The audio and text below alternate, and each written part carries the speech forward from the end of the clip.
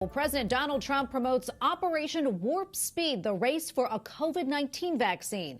There is now a contract for the delivery of millions of doses, and the president is making an appeal to Americans to help stop the spread of the coronavirus. White House correspondent Owen Jensen reports. Here at the White House, counselor to the president, Kellyanne Conway, talked more about that deal with Pfizer regarding the vaccines, and the president urged people to put on their masks.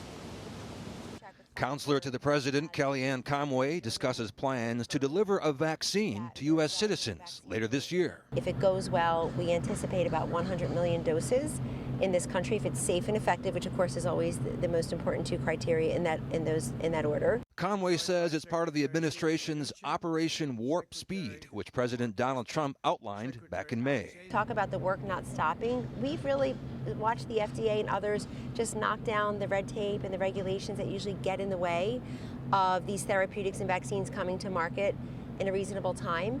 President Trump now encouraging people to wear masks.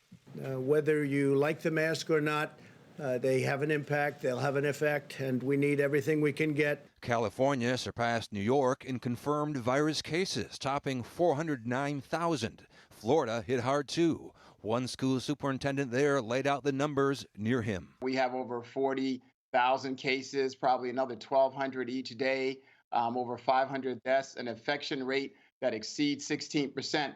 You cannot open schools in that type of environment. If you do, you will have to close your doors shortly thereafter, and you're going to spread infection throughout your community. It will probably, unfortunately, get worse before it gets better. Something I don't like saying about things, but that's the way it is. But the president says there are ways to slow the spread. We are imploring young Americans to avoid packed bars and other crowded indoor gatherings, be safe and be smart. Finally tonight, the president says more vaccines are entering the final stages of clinical trials, and once they're ready to go, if they work, the military is standing by, ready to deliver them across the country to Americans. At the White House, Owen Jensen, EWTN News Nightly.